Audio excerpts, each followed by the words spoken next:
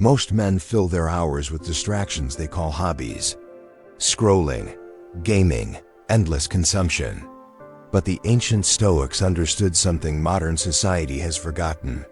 Your leisure time reveals your character, and how you spend it determines who you become. Marcus Aurelius didn't idle in the palace gardens. Seneca didn't waste evenings in mindless entertainment. They cultivated practices that sharpened their minds, strengthened their spirits, and prepared them for life's inevitable challenges. Today, I'll share 8 hobbies that function as tools of transformation. Not pastimes, not escapes, but deliberate practices that rewire your brain, build unshakable discipline, and forge the kind of man who commands respect without demanding it. These aren't suggestions. They're invitations to become someone you've only imagined. Let's begin. Hobby number 1. Reading philosophy and classical literature. When you read the words of Epictetus, you're not consuming information. You're entering a dialogue with minds that conquered empires and endured exile. Philosophy strips away the noise of modern existence and exposes the fundamental questions. What matters? What endures? What kind of man will I be when tested? Each page you turn is a conversation with eternity. You begin to think in principles rather than reactions. Your mind becomes a fortress, not a weather vane spinning with every trend and opinion. Reading transforms your internal dialogue. The words you consume become the thoughts you think, and the thoughts you think become the actions you take. A man who reads meditations before bed doesn't wake up the same. He rises with clarity about what he controls and what he doesn't. His identity shifts from victim to architect, from reactor to creator. The cognitive impact is measurable. Your vocabulary expands, your arguments sharpen, your understanding deepens. But more importantly, you start seeing yourself differently. Not as someone life happens to, but as someone who happens to life. That shift changes everything. Hobby number 2. Physical training and martial arts. Your body is the primary instrument through which you experience reality. Neglect it, and you live in a weakened vessel. Train it, and you unlock mental clarity that no meditation app can provide. The Stoics knew this. They practiced wrestling, running, endurance training. Not for vanity, for virtue. When you lift heavy weight, you're not just building muscle. You're teaching your nervous system to handle stress. When you spar in martial arts, you're learning to stay calm when violence threatens. You're conditioning yourself to think clearly under pressure. This creates internal order. Chaos outside, calm inside. That's the mark of a disciplined man.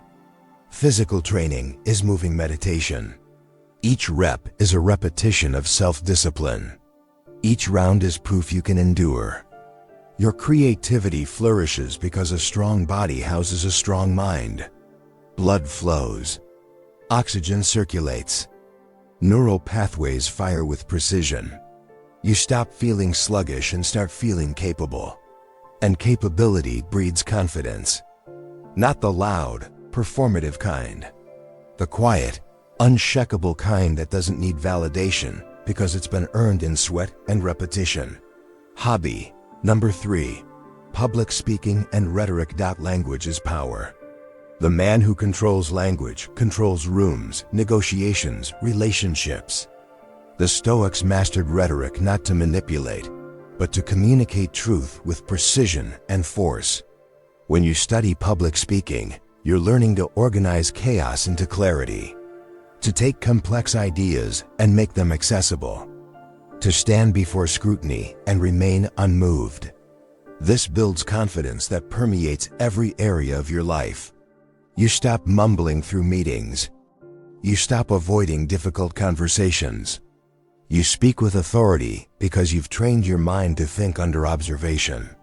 Rhetoric teaches you structure. Introduction, argument, evidence, conclusion. This mental framework doesn't just improve speeches. It improves how you think about problems, relationships, business decisions. You become persuasive not through trickery, but through clarity and conviction. People listen when you speak because you've earned their attention through coherence and confidence. And here's the hidden benefit. Public speaking forces you to confront fear. Stage fright is ego death. The more you face it, the less power it holds. You become comfortable being uncomfortable. That's influence. That's authority. That's the mark of a man who's mastered himself. Hobby number 4. Chess and strategic games. Life is a series of moves and countermoves. The unprepared man reacts. The strategic man anticipates. Chess teaches you to think 3 steps ahead, to sacrifice short-term comfort for long-term advantage, to see patterns invisible to the undisciplined eye. Every game is a lesson in patience. You can't rush a strong position. You build it piece by piece, move by move, defending what matters and attacking when opportunity reveals itself. This translates directly to business, relationships, personal growth. You stop seeking instant gratification and start building systems that compound over time. Chess demands responsibility. Every loss is yours. No teammates to blame. No luck to curse. Just you, your decisions, and their consequences. This brutal honesty forces growth. You study your mistakes, adjust your thinking, improve your vision. Strategic thinking becomes a habit. You start seeing life as a board where every choice positions you for future outcomes. Long-term vision replaces impulsive action. And the best part? Chess humbles you. No matter how good you become, there's always someone better, always another level. That humility keeps you learning, growing, sharpening your mind against better opponents. That's wisdom. Hobby number 5. Learning a musical instrument. Discipline is built in repetition. And nothing teaches repetition like learning an instrument. You sit with a guitar, a piano, a violin, and for weeks you sound terrible. Your fingers don't obey. The notes clash. Progress feels impossible. But you return, day after day. And slowly, chaos becomes harmony. This is neuroplasticity in action. You're literally rewiring your brain, building new neural pathways, training different hemispheres to communicate. Music teaches your mind to hold multiple threads simultaneously. Melody, rhythm, timing, emotion. This enhances every cognitive function. Your memory sharpens. Your focus deepens. But more than intelligence, music builds emotional mastery. You learn to channel frustration into practice, to transform anger into expression, to find beauty in discipline. There's creative balance here. Music is structured freedom, rules that liberate rather than constrain. You follow scales, but within them, you find infinite possibility. That paradox teaches you life's greatest lesson. True freedom exists within chosen constraints.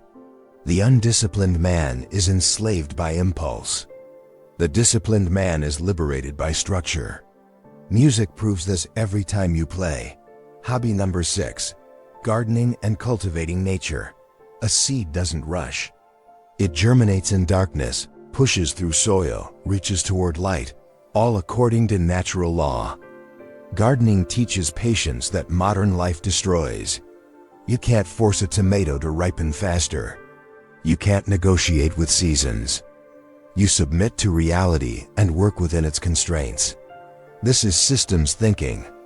You learn that everything connects. Soil quality affects plant health. Water timing affects yield. Sunlight, nutrients, temperature, all variables in a complex system you must understand and respect. The gardener becomes humble. Nature doesn't care about your plans. Frost comes early. Pests attack. Droughts test your preparation. You adapt or you fail. There's profound peace in this. You stop trying to control everything and start working with what is. You become attuned to cycles, rhythms, the patient unfolding of growth. And when you finally harvest what you've grown, you taste the fruit of patience. That tomato isn't just food. It's proof that attention, consistency, and respect for natural law produce abundance. That lesson applies to everything worth building in life. Hobby. Number 7. Photography and visual arts. Perception is reality. How you see determines what you see. Photography trains your eye to find beauty in the overlooked, meaning in the mundane, story in the still. You walk through the same streets you've walked for years, but now you notice light falling through trees, shadows creating geometry, moments that disappear if you're not present. This is mindfulness without the mysticism. Selective attention becoming intentional. You're training your brain to filter signal from noise, to focus on what matters, to see reality clearly rather than through the distorted lens of assumption and habit. Photography teaches you that perspective changes everything. The same scene shot from different angles tells different stories. This translates to life. The obstacle that crushes you from one perspective becomes an opportunity from another. You learn to shift your view, to find angles that serve you. And in that practice, you develop the Stoic skill of separating what happens from what you think about what happens. That gap is where freedom lives. Hobby number 8. Personal finance and investing. Money is stored energy. How you manage it reveals how you manage yourself. The Stoics weren't ascetics. Seneca was wealthy. Marcus Aurelius governed an empire's economy. They understood that financial competence creates autonomy, and autonomy creates freedom to live according to virtue. When you learn investing, budgeting, financial planning, you're taking control of your future. You stop being a slave to paychecks and start building systems that work while you sleep. This creates emotional stability. Financial stress destroys relationships, health, peace of mind. Financial control doesn't guarantee happiness, but it removes a major source of suffering. You gain options. The ability to say no to soul-crushing work, to support people you love, to weather storms without panic. Money managed well is freedom bought back from necessity. And the discipline required to delay gratification, to invest rather than consume, to build rather than spend. That discipline strengthens every other area of your life. Financial mastery is self-mastery with a scoreboard. These 8 hobbies aren't entertainment. They're training grounds for the life you say you want. Reading builds your mind. Training builds your body. Speaking builds your influence. Chess builds your strategy. Music builds your discipline. Gardening builds your patience. Photography builds your perception. Finance builds your freedom. Integrated, they build a complete man. A Stoic doesn't wait for permission to improve. He doesn't need motivation. He understands memento mori, that death comes for us all, and wasted time is wasted life. So he acts, today, now, not tomorrow when he feels ready. Not next week when circumstances align. Now, choose one hobby from this list. Begin it today. Not perfectly, not expertly. Just begin. Your future self is watching your current choices. Make him proud. Build yourself into someone worthy of the life you desire. That's Stoicism. That's power. Now move.